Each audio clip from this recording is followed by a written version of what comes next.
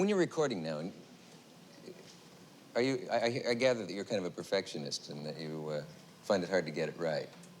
I mean, right where you want it. Well, there comes a point when that's it. Yeah. You say, I accept that. Yeah. That's close enough. It's very difficult to translate the song that's written on the guitar to the finished record. Mm-hmm. In the case of Bridge Over Troubled Water, I always knew that I wanted it to be a piano. Yeah. I always knew I never wanted it to be played on the guitar, and I never bothered to work out the guitar part. And I knew that I wanted it to be for Artie and not for me to sing. And so I never bothered to transpose it into a key that I could sing it. Do you like to listen to your records? Does it mean anything to you to hear them? Yes. Each song means whatever I was like when I wrote it. Yeah. I don't listen to the records very often, no. How'd you get involved in The Graduate and Mrs. Robinson? How did that come about? Oh, I ran into Mel Brooks the other day. Yeah. He said I had no idea how miserable that song had made his life. No kidding. His wife is Annie right, Bancroft. His wife is so everywhere Mrs. they went Robinson. is, you-hoo-hoo, Mrs. Yeah. And pointing out that he doesn't look like Dustin Hoffman, probably. I suppose. Yeah. The Graduate, Mike Nichols called. Yeah. And asked. He said he had a book and he was going to make a film, and it's called The Graduate. And he sent us the book. And he was in the midst of the film then. He was almost finished. And he convinced us to do the music. And the music was supposed to be mostly original music. But what would happen is that in order to fill up a scene, we would take some piece of music and put it there just to hear what music would sound like. And a few of the times that we did that, it was so effective, particularly Scarborough Fair, which I thought that worked very well in the movie, Scarborough Fair scene.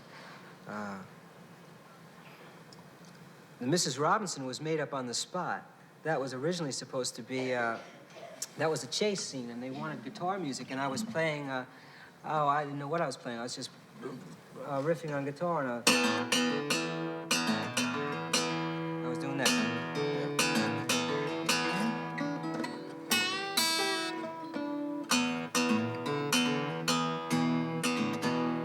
Things like that. I was just playing a fill, and it wasn't working. And I had been fooling around with a song that was, I was singing, and here's to you, Mrs. Robinson, Jesus loves you more than you will know. For no particular reason, I had nothing in mind. That just came into your head? Yes, complete, just into my head. Whoa, whoa, whoa, and then the next line was, God bless you, please, Mrs. Roosevelt. Heaven holds a place for those who pray. It was Mrs. Roosevelt. And then he said, well... That would change the plot of the movie a lot. Add a political element that he didn't want in there. And that's how that happened. And since there was nothing but that chorus and no words, and we made it up on the spot, we sang...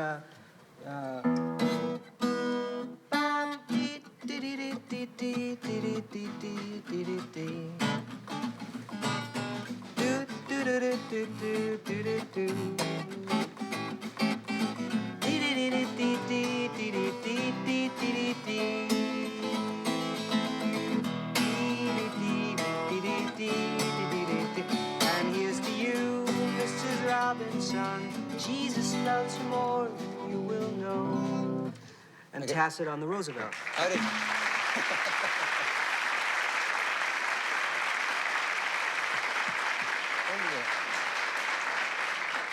So that's it, and then the actual recording of that song was done after the movie was finished.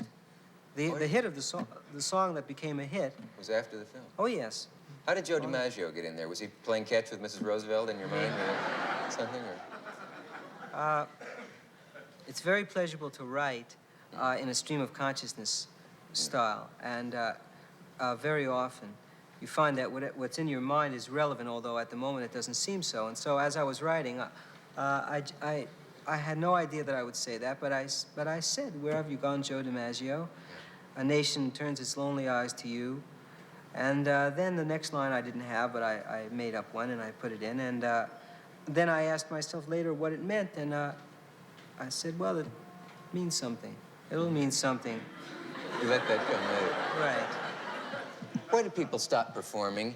Like Bob Dylan is sort of disappeared and rarely comes out. The Beatles don't like to perform much anymore, and you two don't make very many appearances. Don't answer that right now. Now a word from our local station. We'll find out when we get back.